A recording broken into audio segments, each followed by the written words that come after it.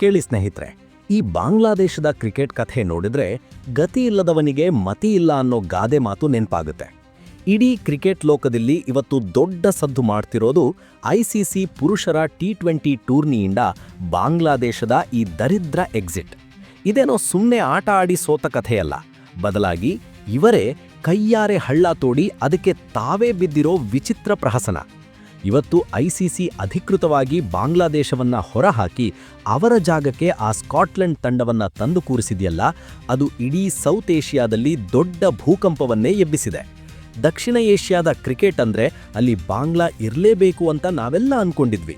ಆದರೆ ಈಗ ಅವರ ಅನುಪಸ್ಥಿತಿ ಹಗಲು ಕನಸಿನಂತಾಗಿದೆ. ಸಡನ್ ಆಗಿ ಬಾಂಗ್ಲಾಗೆ ಏನಾಯ್ತು, ಬಾಂಗ್ಲಾ ಯಾಕೆ ಟಿ20 ವಿಶ್ವಕಪ್ ಆಡ್ತಲ್ಲ ಅನ್ನೋದನ್ನ ನೋಡ್ತಾ ಹೋಗೋಣ. ಅದಕ್ಕೂ ಮುಂಚೆ ನೀವು ನೋಡ್ತಾ ಇರೋದು ಜಿಯೋಸ್ಕೋಪ್ ಕನ್ನಡ. ಸಬ್ಸ್ಕ್ರೈಬ್ ಆಗಿಲ್ಲ ಅಂದ್ರೆ ಈ ಕೂಡಲೇ ಸಬ್ಸ್ಕ್ರೈಬ್ ಮಾಡ್ಕೊಳ್ಳಿ.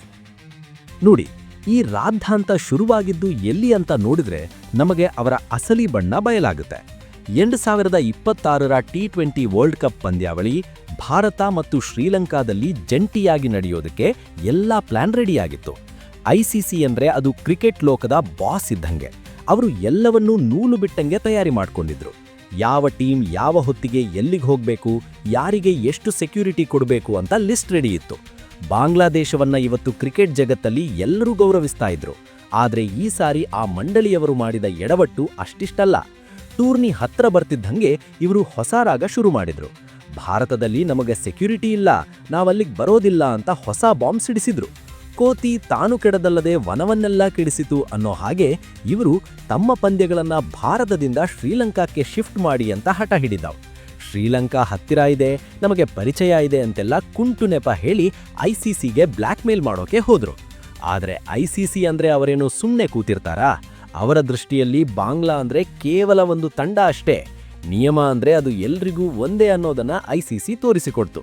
ಭಾರತದಂತಹ ದೊಡ್ಡ ದೇಶದಲ್ಲಿ ಪಂದ್ಯ ನಡೆಸುವಾಗ ಸಾವಿರಾರು ಕೋಟಿ ವ್ಯವಹಾರ ಇರುತ್ತೆ, ಟಿಕೆಟ್ ಸೇಲ್ ಆಗಿರುತ್ತೆ, ಟಿವಿ ಹಕ್ಕುಗಳು ಫೈನಲ್ ಆಗಿರುತ್ತೆ. ಒಬ್ಬರಿಗೋಸ್ಕರ ಇಡೀ ಮನೆಯನ್ನೇ ಒಡೆಯೋಕೆ ಐಸಿಸಿ ತಯಾರಿರಲಿಲ್ಲ. ಐಸಿಸಿ ಒಂದು ಡೆಡ್ಲೈನ್ ಕೊಟ್ಟು ನೀವು ಆಡ್ತೀರಾ ಇಲ್ಲವಾ ಹೇಳಿ ಅಂತ ಕೇಳಿದ್ರೆ ಈ ಬಾಂಗ್ಲಾ ಮಂಡಳಿಯವರು ಮಾಡಿದ್ದೇನು ಗೊತ್ತಾ? ಆ ದುರಹಂಕಾರದ ಪರಮಾವಧಿ ಅಂದ್ರೆ ತಾವು ಬರದೇ ಇದ್ರೆ ಟೂರ್ನಿಯೇ ನಡೆಯಲ್ಲ ಅನ್ನೋ ಭ್ರಮೆ. ಅತ್ತ ಐಸಿಸಿ ಗಡುವು ಮುಗಿತಿದ್ದಂಗೆ ಬಾಂಗ್ಲಾದೇಶವನ್ನ ಒದ್ದು ಹೊರಗೆ ಹಾಕಿದ್ರು. ಆ ಕ್ಷಣದಲ್ಲಿ ಬಾಂಗ್ಲಾಗೆ ತನ್ನ ಬೆಲೆ ಏನು ಅಂತ ಅರ್ಥ ಆಯಿತು. ಅತ್ತೆ ಮನೆಯಲ್ಲಿ ಅಳಿಯ ಅತ್ತಂತೆ ಅನ್ನೋ ಹಾಗೆ ಅವರ ಸ್ಥಿತಿಯಾಗಿತ್ತು. ಅವರ ಸ್ಥಾನಕ್ಕೆ ಬಂದು ಕೂತಿದ್ದು ಸ್ಕಾಟ್ಲೆಂಡ್. ಆ ಸ್ಕಾಟ್ಲೆಂಡ್ ತಂಡವನ್ನ ನೋಡಿ, ಅವರು ಎಷ್ಟೋ ವರ್ಷಗಳಿಂದ ಒಂದು ಅವಕಾಶಕ್ಕಾಗಿ ಕಾದು ಕುಂತಿದ್ರು. ಕೊನೆಗೆ ಬಾಂಗ್ಲಾದವರ ಹಠಮಾರಿ ಬುದ್ಧಿಯಿಂದಾಗಿ ಅವರಿಗೆ ಲಾಟ್ರಿ ಹೊಡೀತು. ಇನ್ನು ಇವರ ದುರಹಂಕಾರದ ಬಗ್ಗೆ ಮಾತಾಡೋಕೆ ಹೋದ್ರೆ, ಹತ್ತಿರ ಹೋದ್ರೆ ಹಾವು ಕಚ್ಚುತ್ತೆ, ದೂರ ನಿಂತರೆ ಚೇಳು ಕಚ್ಚುತ್ತೆ ಅನ್ನೋ ಥರ ಇವರ ಬುದ್ಧಿ.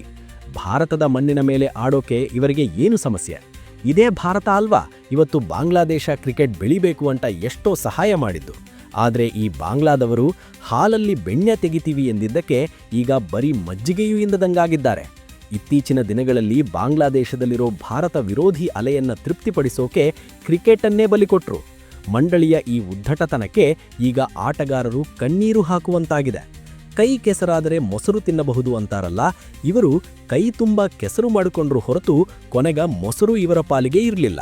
ಈ ಬಾಂಗ್ಲಾ ಕ್ರಿಕೆಟ್ ಬೋರ್ಡ್ ಇದೆಯಲ್ಲ, ಅದು ತಾನು ಹಿಡಿದ ಮೊಲಕ್ಕೆ ಮೂರೇ ಕಾಲು ಅಂತ ವಾದ ಮಾಡೋಕೆ ಹೋಗಿ ಇವತ್ತು ಇಡೀ ಕ್ರಿಕೆಟ್ ಮ್ಯಾಪ್ನಲ್ಲೇ ಕಾಣದಂಗೆ ಹೋಗಿದೆ.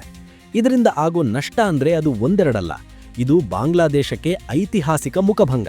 ಕ್ರಿಕೆಟ್ ಅನ್ನೋದು ಬರೀ ಆಟ ಅಲ್ಲ, ಅದೊಂದು ದೊಡ್ಡ ಮಾರ್ಕೆಟ್.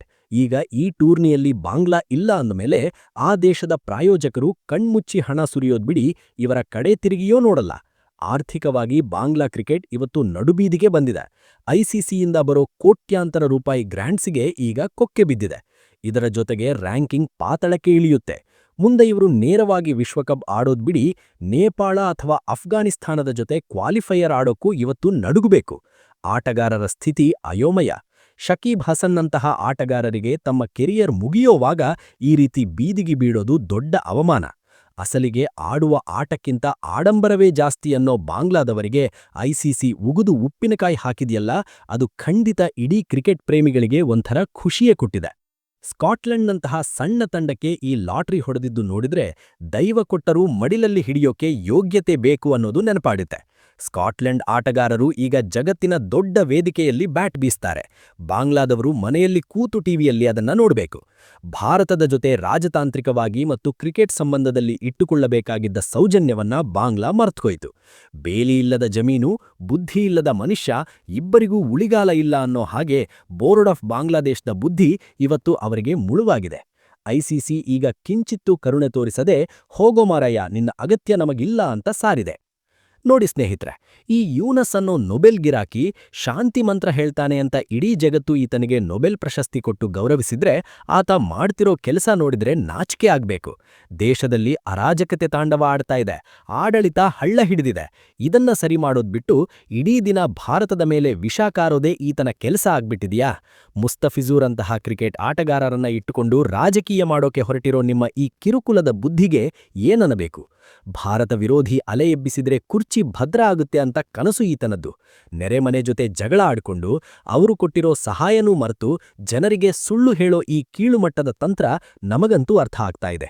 ಜಾಗತಿಕ ವೇದಿಕೆಯಲ್ಲಿ ದೊಡ್ಡ ದೊಡ್ಡ ಮಾತಾಡೋ ಈತ ದೇಶದ ಒಳಗಿರೋ ಅಲ್ಪಸಂಖ್ಯಾತರನ್ನ ಕಾಪಾಡೋ ಯೋಗ್ಯತೆ ಬೆಳೆಸ್ಕೊಳ್ಳಿ.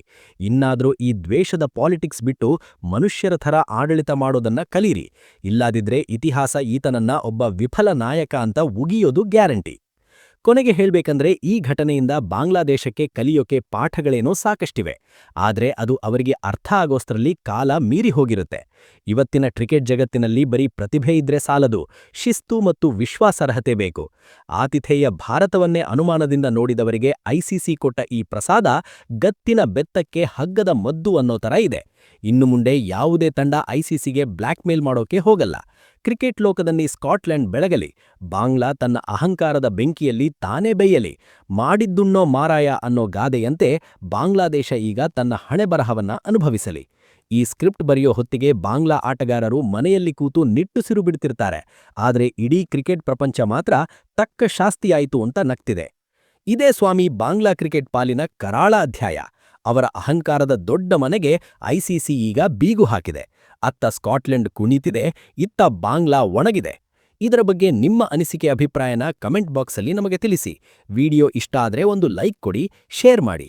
ಮುಂದಿನ ವಿಡಿಯೋದಲ್ಲಿ ಮತ್ತೆ ಸಿಗೋಣ. ಜೈ ಹಿಂದ್, ಜೈ ಕರ್ನಾಟಕ.